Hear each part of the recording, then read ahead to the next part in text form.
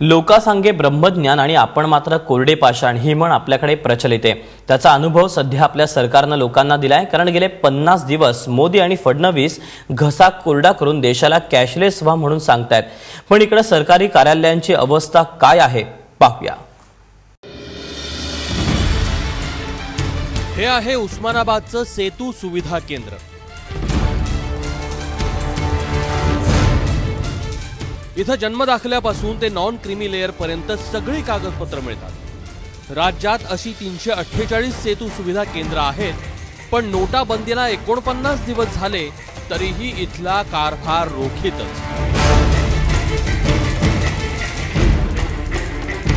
कुठलाही कागद घ्यायचा म्हणलं किंवा कुठल्याही प्रोसिजरसाठी लागणाऱ्या कागदपत्रासाठी रोख रक्कम द्यावी लागत आहे आणि जी काय कॅशलेस सरकार जे सांगत आहे तसा काही कुठला व्यवहार इथं तरी चालू नाही।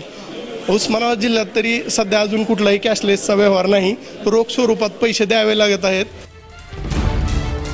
आरटीओ ऑफिस म्हटलं की चलन आलं, मग लायसन्सची फी आली, वेगवेगळे दंड, फिटनेस सर्टिफिकेट, वाहनांचं परमिट, अशा 100 गोष्टी।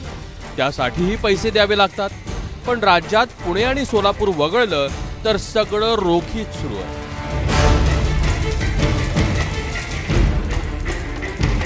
सध्या तरी इथे पावती जे भरायची आहे ती म्हणजे कॅशच भरावं लागते। लोक 2-2 हजाराच्या नोटा घेऊन येत आहेत, माहीत नाही त्यांना मिळते का नाही, मला तर वाटत नाही मिळत असेल म्हणून। पण सध्या तरी आहे बहुतेक ज्यां कॅशलेस नाही आहे, कॅशच भरावं लागतं। जर ही सुविधा असेल काही तर ते बरं पडेल।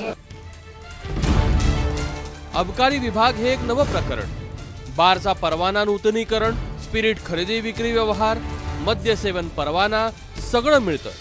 पण 300 रुपयापेक्षा कमी पैसे लागणार असतील तर रोकड जवळ ठेवा, कारण राज्यातील 35 पैकी एकाही कार्यालयात एकही स्वाईप मशीन नाहीये। 300 रुपयापेक्षा 310 रुपये असेल तर ते स्वीकारतात करतात। 300 पेक्षा कमी आम्ही स्वीकारत म्हणजे बँक स्वीकारत नाही, म्हणून त्यांना अडचण जाऊ नये म्हणून शासनाने जीएन पावती दिली, गव्हर्नमेंटची पावती दिलेली आहे। त्या पावतीद्वारे आम्ही भरून त्यांना पावती देतात जीएन पावती, आणि त्या पावती जे पैसे आलेले आम्ही दुसऱ्या जिल्ह्याला आम्ही जमा करतो। वाहतूक पोलिसाशी पंगा ठरलेलाच असतो, पण इथं दंड भरताना अजूनही मामा रोखच पैसे मागतात। आपल्याकडे जे काही सरकारी पैसा जमा करून घेण्याची पद्धत आहे त्याची अमाऊंट अतिशय कमी असल्यामुळे सध्या तरी रोखीने लोक पैसे भरत आहेत आणि त्याच्यामध्ये कुठेही काही अडचण येत नाही।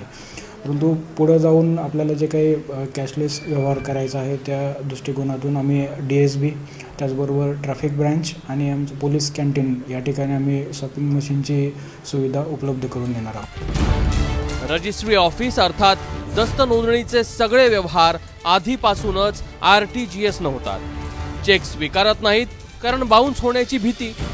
1000 आणि 2000चे मुद्रांक मात्र आजही रजिस्ट्री कार्यालयाच्या प्रांगणात रोखीनं विकत घ्यावे लागतात। गेल्या 48 दिवसात मुद्रांक विक्रेत्यांनी 0 प्रयत्न केलेत।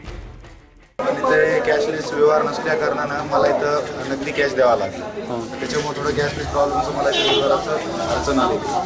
मला नगदी पैसे देऊनच मला बॉन्ड खरेदी करावं लागलं। शासनाने इथे जर लवकरच कॅशलेस मशीन जर अवेलेबल केली तर इथे व्यवहार जे होणार आहेत ते सुरळीतपणे होतील। पण आता इथे पैशाच्या प्रॉब्लेममुळे बरेच लोक बॉन्ड खरेदीसाठी वापस जात आहेत। मोदींनी नोटा बदलण्याची जबाबदारी बँकांसोबतच 1.5 लाख पोस्ट ऑफिसांवरही टाकली होती, पण इथंही स्टॅम्प खरेदी, स्पीड पोस्ट, कुरिअर, रजिस्टरसाठी अजूनही रोखीत पैसे मोजावे लागतात। स्वाईप मशीन यांच्या गावीच नाही।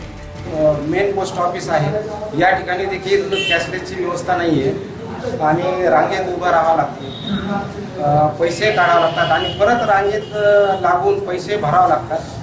त्यामुळे ही दुविधा मनस्थिती झालेली आहे। तर या ठिकाणी कॅशलेस व्यवस्था चालू करण्यात यावी।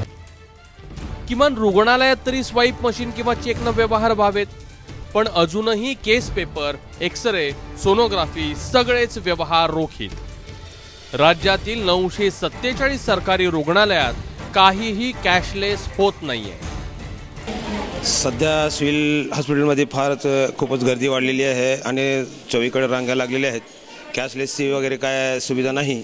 आम्ही लाईनमध्ये आलो आणि 10 रुपये देऊन चिठ्ठी काढलेली आहे मी, आणि फार त्रास आहे। एकतर टाईम कमी भेटतो, त्याच्यामध्ये लाईन लावायची, पुन्हा थांबायचं. मोदी जिथं जातात तिथं कॅशलेसचा गळा काढतात. फडणवीसही त्यांचीच कॉपी मारतात. पण 49 दिवसात आपलं घर नीट करण्याची जबाबदारी ना मोदींनी नीट पारली आहे ना फडणवीसांनी. लोका सांगे ब्रह्मज्ञान आणि आपण कोरडे पाषाण ते हेच. ब्युरो रिपोर्ट, ABP माझा.